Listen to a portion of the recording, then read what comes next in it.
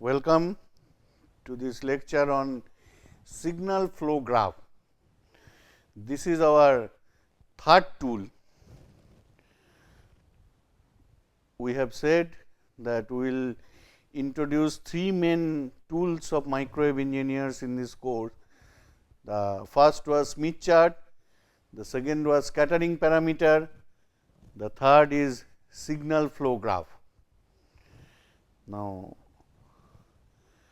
what is a signal flow graph?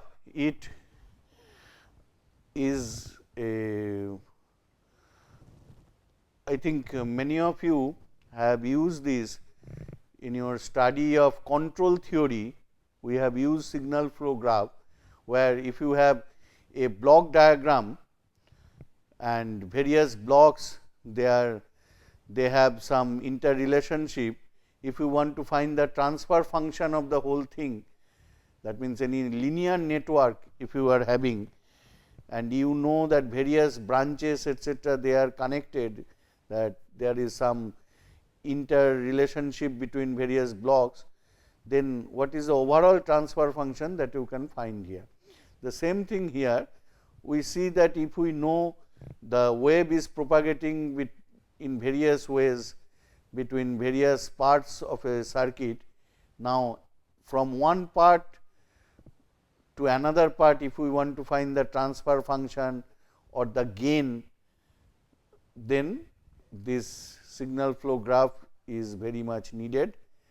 And in our case, we will see that when a network gets very much complicated, like we will see the network analyzers calibration procedure, there the network is quite complicated, but that time if we know signal flow graph, we can very easily find out the things. Similarly, in various microwave characterization, particularly for amplifiers etcetera, we have various power gain definitions. Now, that sometimes create a lot of problems if we do not use this tool of signal flow graph, but signal flow graph can very easily, very elegantly help us in such cases to find the gain or transfer function of between one part of network to another part.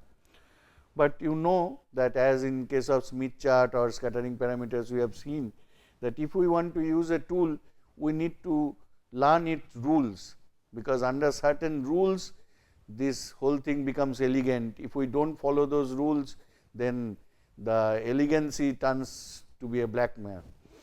So, that is why these rules are introduced here, that each variable, that means variable means in a network you have seen that it can be either V 1 plus or V 2 plus or V 1 minus.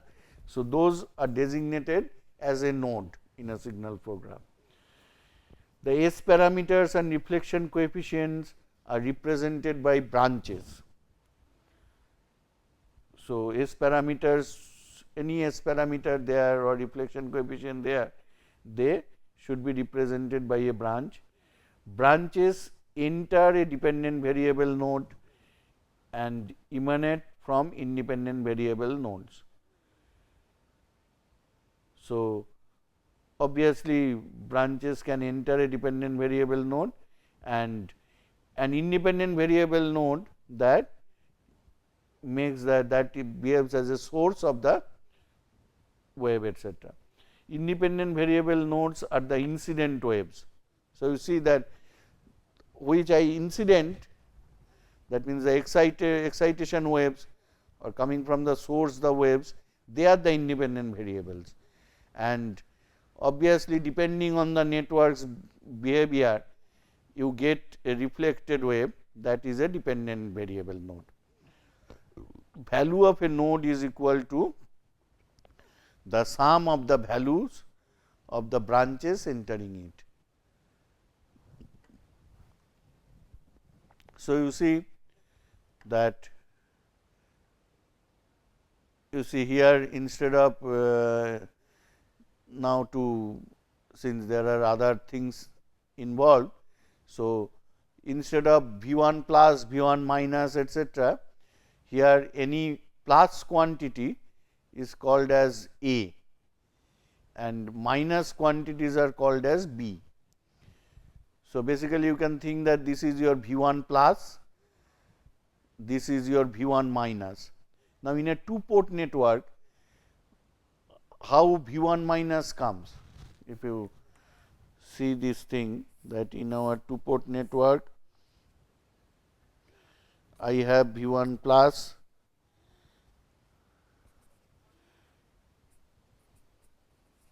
I have V1 minus,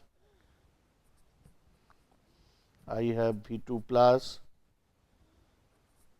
I have V2 minus. Now, how V1 plus comes? V1 minus, due to this V1 plus I can get some V1 minus, that we call as S11 V1 plus due to this V2 plus also I can get a V1 minus, that we call as S12 V2 plus. So, V1 minus, that is the B1 here. So, from A1, this V1 plus, I am getting S11, that is why S11 A1. From A2, that means V2 plus, I am getting S12. So, this is the representation of B1. As the last rule said, that value of this node is sum of the branch values that are coming here. Now, branch value, this branch S11, A1 into S11 plus A2 into S12 will be B1. So, these two are entering. If another was entering, another plus would have been there. Similarly, the dependent variable in the second port B2, which was actually V2 minus, that we can write as V2 minus is equal to S21 V1 plus S22 V2 plus. That has been done. So, finally, we can combine the two ports, that in the port 1 I have V1 plus V1 minus. So, A1 B1, in the port 2 I have B2 A2. Now, it is done elegantly that B2 has been placed here instead of putting it here. So, that you can get a very A1 to B2 what is going is S21, A1 to B1 what is coming is S11. Similarly, from B2, from A2 you are getting whatever to B2, that is S22, and A2 whatever you are getting here is S12. So, a two port can be represented in a signal flow graph with its S parameters as this. So, this is a two port representation of a two port representation, two port network with its S parameter can be represented in the signal flow graph like this. Similarly, you see block diagram of a generator. So, we know that Vg, the total voltage, that is open circuit voltage you are getting, that will be Es plus Ig into Gs. Now, Vg you can break into again two parts, that Vg plus and Vg minus. Vg plus you call Ag and Vg minus you call Bg.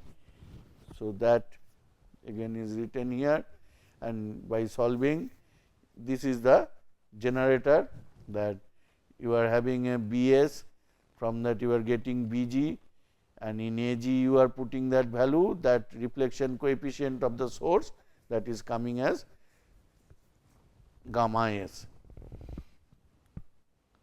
Similarly, signal flow graph of load impedance is load, there is one incident, one reflected wave. So, their relationship is the load reflection coefficient. Now, so two port network loaded, and you can say generated two port network or source two port network. So, you have the here there will be a source between the network and the source, there is a reflection coefficient gamma s, there is a load reflection coefficient gamma L. So, this is the complete network. You know that sometimes we find the S parameters after finding given a particular load impedance and source impedance, we want to find what are the various values. So, that time this network is used. Now, there are some terminologies in the signal flow graph. The first thing is called first order loop.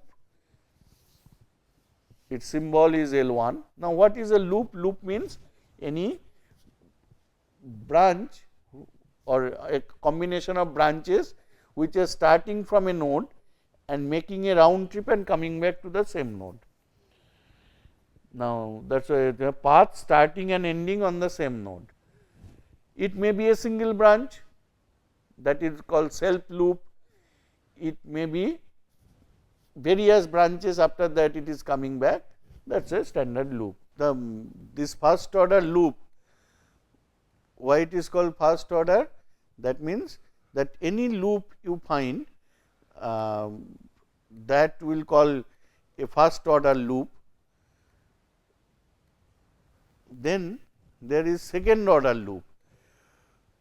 Second order loop is product of any two non-touching first order loop. First we have seen loops, all loops we are calling in general first order loop. Now, out of that second order loop means two product of any two non-touching first order loop. So, we will have to identify who are touching. If they are touching, they are rejected, but if they are non-touching two loops, then their product is one second order loop. All these pairs we will have to identify and find. Then we have third order loop. So, product of three non-touching first order loops. Like that you can go on any order. So, in a network, as it gets more and more complicated, first you will have to identify the loops, then that means you have identified all the first order loops, then you find out what are the non-touching pairs of loops, those are second order loops, then you identify the triplet of non-touching loops, that is third order loop, then you identify quadruple of first order loops, non-touching first order loops, that is called L4, etc., etc. Now, you see this is L1 with a superscript P. L1 is the first order loop with a superscript P, means first order loop not touching path P. So, there can be several paths in which we are interested, and L1 P1 is first order loop not touching path P1, L1 P2 first order loop not touching path P2, etc. Similarly, L2 P second order loop not touching path P,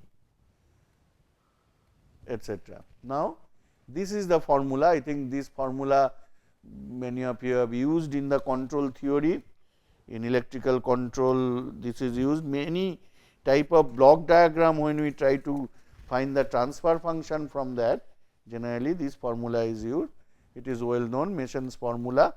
Generally, we call that gain, that means some dependent variable by some independent variable, as we have said that dependent variables are the reflected type of thing in our microwave things, and independent things are our incident things. So, one dependent variable, that means some reflected by some incident, that we are calling gain. It may be gain, it may be anything, basically it is a transfer function. Now, that is written by this formula.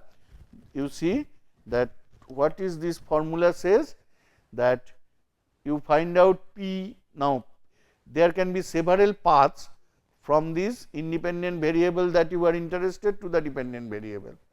Suppose A1 and B3. So, between A1 is a node, B3 is a node, A1 is an independent node, B3 is an dependent node. You come from that independent node to dependent node. See how many paths you can come like that. Those are your paths. They are called here, you see P1, P2, P3, etc. Now, you find out what are L1s, how many first order loops are there, that means how many standard loops are there. Now, sigma L1 means sum of all first order loops. Then you identify second order loops, sum of all those second order loops. Then sigma L3, sum of all three third order loops, etc. And in the numerator you see this path will have some value means the reflection coefficients, etc. on that path. Each branch will have some reflection coefficient or some S parameters. So, that product of that, so that path value multiplied by 1 minus this L11. L11 means all first order loops which are not touching path 1, sigma of that. So, there may be several such. Similarly, all second order loops not touching path 1, all third order loops not touching path 1, all fourth order loops not touching path 1, etc. And the sign you see minus, plus like that. Then path 1 is closed.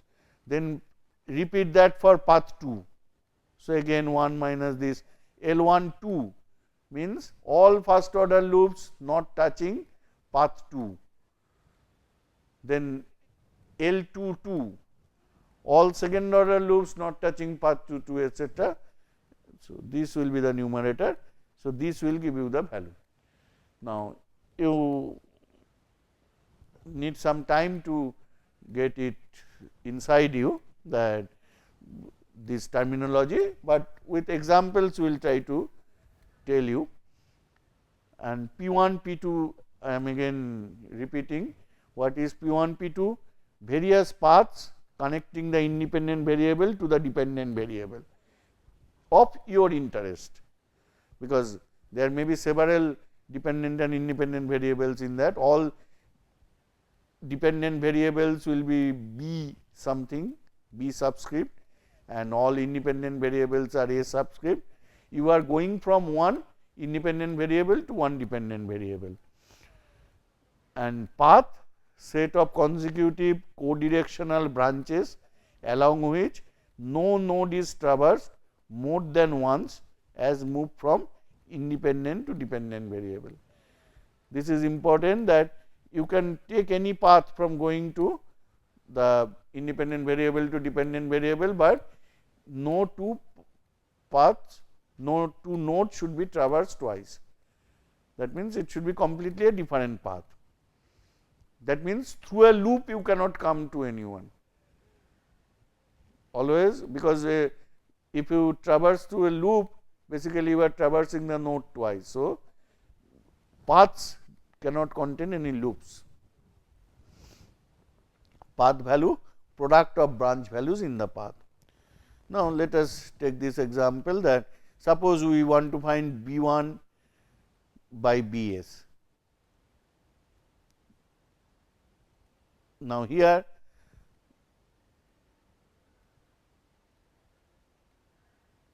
you cannot find B1 Bs, B1 Bs. Okay. So, from here, though it is written as Bs, actually it is As, because it is an incident thing. So, from here to here I want to find what are the paths. You see, one path is here, then this one is one direct path. That is why let us call this as P1 is S11, and also I can come here, then I can go here, then I can come here, I can come here.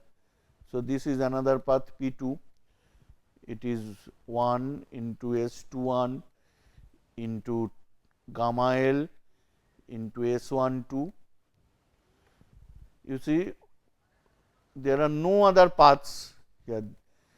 this is a path, but this is not a path because arrow is not here. I will have to come here, and this one I cannot take. So, only thing is this. So, there are only two paths in the network for coming from BS to B1. Now, let us first find what are the L1s, first order loops. So, while coming from here to here, what are the loops? One loop is definitely these, that we are calling S11 gamma S. Then another loop is obviously this S22 gamma L. Now, there is another loop here, you see I am starting here, coming here, here, this is a loop. So, S21 gamma L, S12 gamma S, S21 gamma L, S12 gamma S. See, no other loops are there, first order loops are there. So, there are three first order loops. That means, when we will sum in the denominator, you see sigma L1, that will be sum of three loops. So, that will be S11 gamma S plus S21 this plus gamma L S22. Now, the same thing, is there any second order loop? That means, are there two loops which are not touching? You see, this is one loop, but that is touching with this, touching with this loop. So, this one and this one, they are not non-touching, but this one and this one is non-touching, this one and this one. So, there is one second order loop. So, that is called S11 gamma S and S22 gamma L, they do not touch. So, we will write L2 is, there is one second order loop, and that loop value is product of these two. So, S11 gamma S into S22 gamma L. Now, we have seen there are two paths.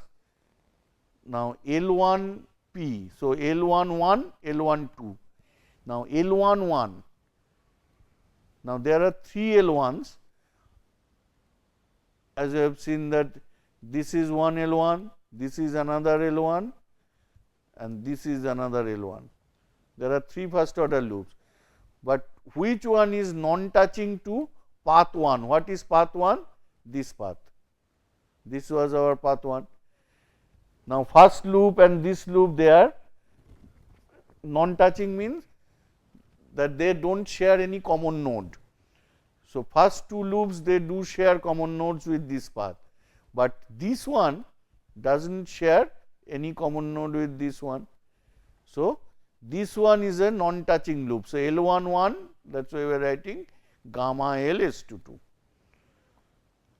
And is there any first order loop which is non-touching with the second path? What was our second path? This to this. Now, you see all the loops are touching this path. So, L12 is equal to 0, and among these three loops, is there any triplet of non-touching loops? No. So, no third order loops in this figure. Then second order loop we have already seen, but is there any second order loop? What is the second order loop? This one and this one, not touching path 1, but it touches path 1. So, that is why we have written L21 is 0. Similarly, this second order loop that touches path 2 also, this is path 2, it touches that. That is why L21 is equal to 0, L22 is equal to 0, and no third order loops in this figure. So, in Mason's gain formula, we can put all that we have written here P1 value, we have written P2 value, we have written L1, we have written the 3 loops, 3 first order loops, second order loop, 1 second order loop, no third order loop, L11 is only existing, L12 is not there, L21, L22 is not there. So, you can write this will be the that transfer function B1 by Bs. So, for this one, if you want to find B1 by Bs, this will be the value. Now, let us come to our one point, that suppose I want to find the input reflection coefficient of a loaded circuit. This part is the S parameter part up to this. Now, there is a load. So, there is a load reflection coefficient. Now, from here if I want to loop, what will be the value? So, you see that what is my P1? P1 is, that means I am coming from, you see, B1 by A1, that means this is independent variable, this is dependent variable. So, how I can come from A1 to B1? One path is this, we are calling it P1, that is S11. Another path is I can come here, I can come here, I can come here. So, P2 is S21 gamma L S12. Now, is there any loop? Yes, one loop is, this one is a loop. You see there are no other loops possible. So, that means only one first order loop, and so obviously L2 and L3 they are all 0, but this L11, that means first order loop, that means this loop, is it non touching with path 1? Yes. So, L11 will be this loop S22 gamma L. L12, is it non touching with this path? No. So, L12 superscript, that will be 0. So, now you put gamma in will be this. So, that you can put now the values, and this is the well known value. You see how simply we got it. In actual S parameter things we have derived that, but that requires some manipulation, but here just directly we have got this value. And when that match load, when gamma for if the load is a match load, then gamma L will be 0, and you will get that gamma in is nothing but S11, that we know, that we have discussed in scattering parameter also, that generally reflection coefficient at the input port is not equal to S11, but under second port matched you get this. Also unilateral device, that means generally a device, if there is from 2 to 1, if there is no path, then you can also get gamma in. Basically gamma L is equal to 0, match load makes this path 0, but there are also some devices whose S parameter is such that S12 is 0. In that case also you can get that gamma in is S11. Similarly, you can find it out from output reflection coefficient, that output reflection coefficient will be this B2 by A2, that means how you can come from A2 to B2. So, there are, again if you put that one path is this, another path is go here, come here. So, then find out what is the loop. There are one loop is here, another loop is, you can say that this is another loop. So, these two loops, so you do that and you can get these. Okay. Similarly, there are various power definitions, we are not going there. When you study amplifiers, you require that. So,